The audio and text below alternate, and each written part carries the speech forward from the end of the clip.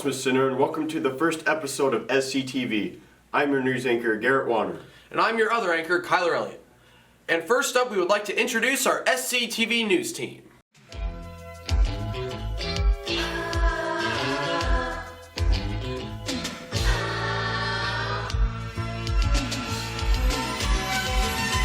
Whatever happened to predictability?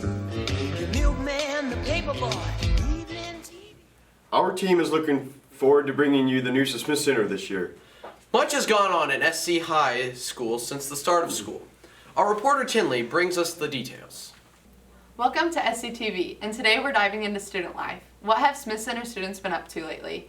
Seniors started off their year by painting their parking spots and attending a senior sunrise. To kick off the year, the public was invited to the Red Caps kickoff. There they watched athletes scrimmage, enjoyed supper, and attended a pep rally. Following the kickoff, students were invited to a back-to-school dance hosted by Student Council. FCCLA kicked off their year with a membership drive. Students were invited to a bonfire at Mrs. Terrell's house. While there, they enjoyed yard games and s'mores. FCCLA also hosted their membership breakfast, where they fed students donuts and biscuits and gravy. FCCLA also took a variety of students to a Take Aim conference in Manhattan. FFA is ready for a great year. To kick off the year, FFA hosted their poker run. While there, kids were able to ride the hay trailer and enjoy hamburgers. Student Council has many fun things planned for this upcoming year. As you can see, Smith Center students have been quite busy this year. Back to you, Kyler and Garrett. Thank you, Tinley.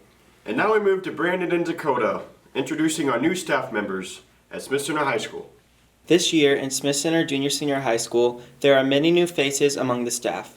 New staff members include Junior Senior High English teacher Mrs. Iflin, the high school history teacher Mr. Hobelman, the new art teacher Mrs. Smith, athletic director and junior high social studies teacher Mr. Elliott, librarian Mrs. Sass, and secretary Mrs. Nixon. We also have new lunch ladies and Paris. Thank you, Dakota and Brandon. We are so glad to have such an awesome staff. Now that we've reached halftime, we would like to play a little trivia game with Cameron and Tinley.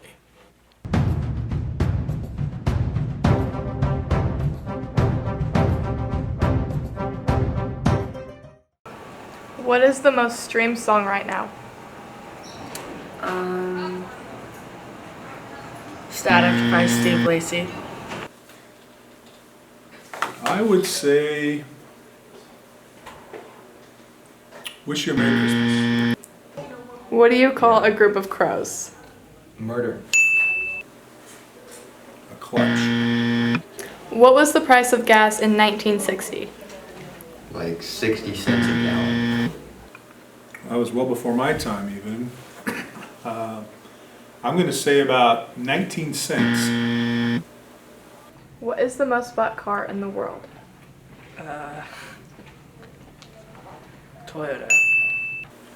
I would say the Volkswagen. Who won last year's Stanley Cup? I am not sure. Is that basketball or soccer? Tampa Bay got beat.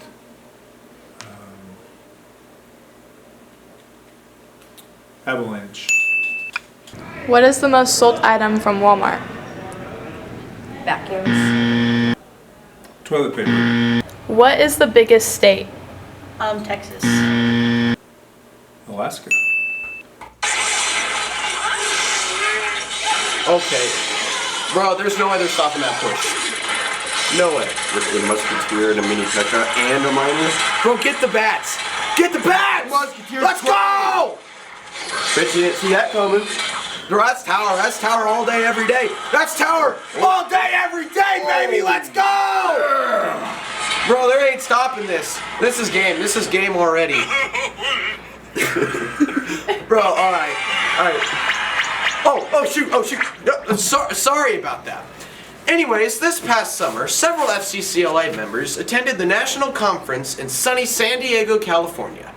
This week-long event brought much knowledge and outstanding performance by our FCCLA group.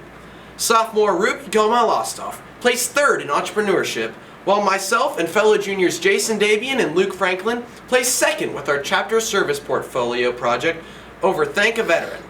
What's next for our FCCLA group? With that story, we go to Gracie and Coy. The SCHS FCCLA group takes pride in helping our community. Over Old Settlers Day weekend, FCCLA members helped with the color run, catered the class reunion, and catered the Kiwanis annual banquet. Our FCCLA group goes beyond the SCHS hallways. Gracie sat down with State Officer Easton Raby discussing his role in FCCLA at the state level. What is your role in Smith Center FCCLA? So here at Smith Center FCCLA, I am the state rep. And a part of being the state rep, I was elected back in February as the Kansas FCCLA Vice President of Corporate Relations and Finance. And this summer in San Diego, California, Kate Coulter from Kansas was elected as a national officer. And in August, I was appointed her position as VP of Membership for the state. What do you want to achieve as a state officer? So my goals for this term is to be the best state officer that I can possibly be by meeting all my deadlines, being really organized, and just overall leaving the position better than I found it. What are you looking forward to the most this year? I'm looking forward to the most this year is State Leadership Conference at the end of April. We've been planning for it all year. I just got back yesterday from our State Executive and Advisory Council in Heston, Kansas, or SEAC, and there I am a part of the Corporate Finance Committee and also the Membership Committee. And in those committees, we had to plan our State Leadership Conference banquet for the incoming and retiring officers.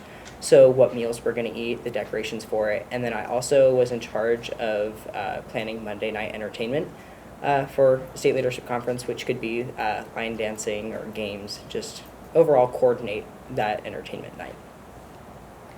What has been going on locally in Smith Center FCCLA?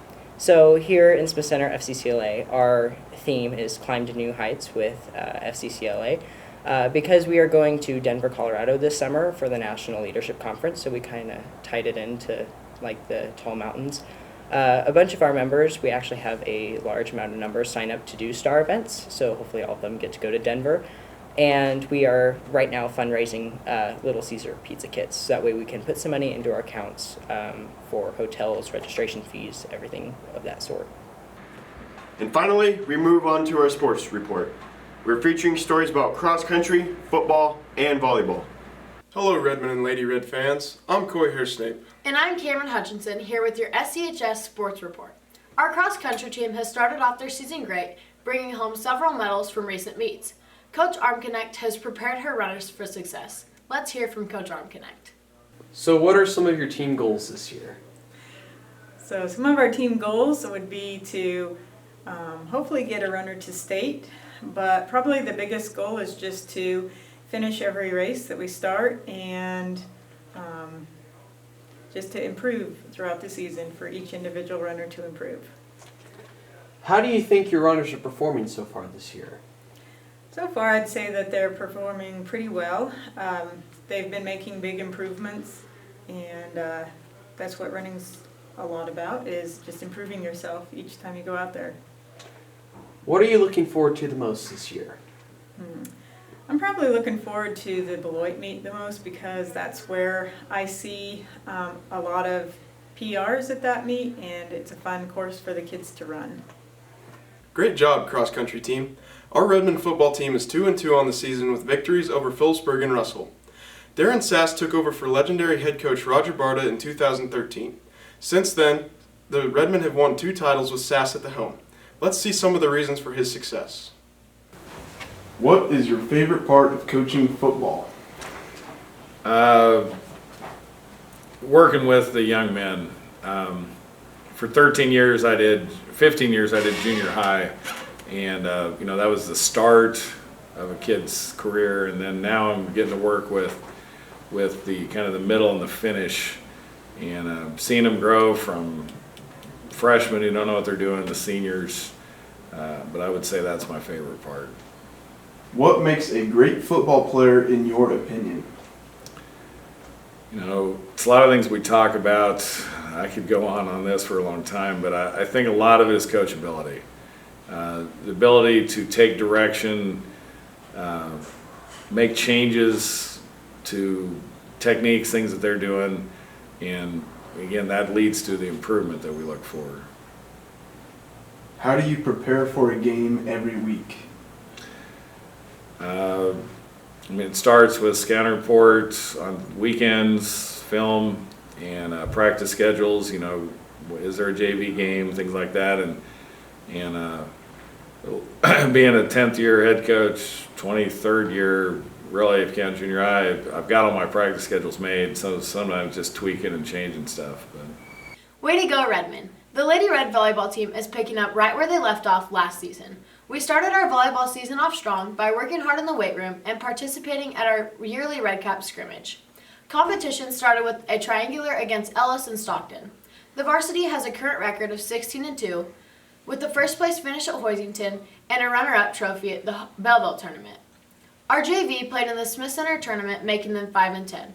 Coming up short but still making progress, the freshman team went 0-4 at the Salina South tournament. Later on in the season, playing Norton and winning both games, improving their record to 2-4. Let's see what Coach Lynn has to say about the season so far. What are your team goals?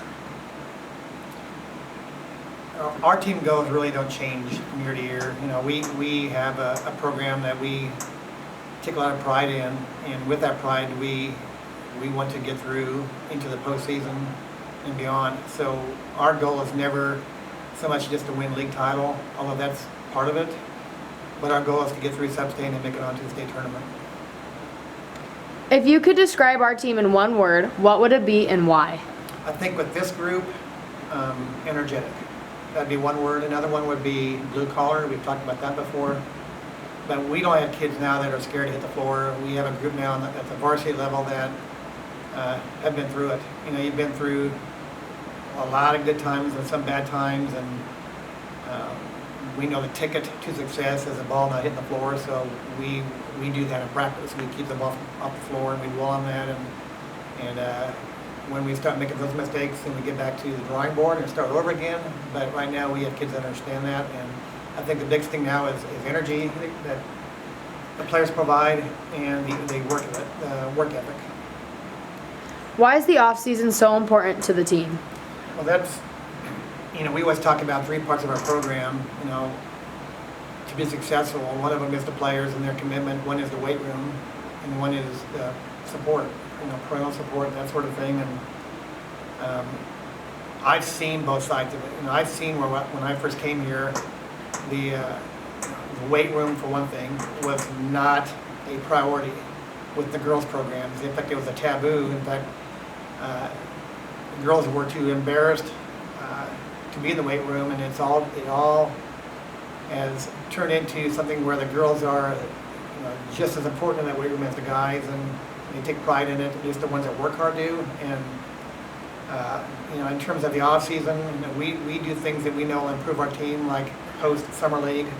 That seems to be one of the favorite things the girls like. And another thing that I was really impressed with, it was last year, 2 years ago, when we had COVID, and you know, the videos that were sent to me from all the players was truly amazing, because I didn't think everybody was being active at home with coming up with homemade devices and platforms and that kind of thing to work on their skills. And as a coach, any coach would be happy with that kind of a home work ethic and preparation for the season.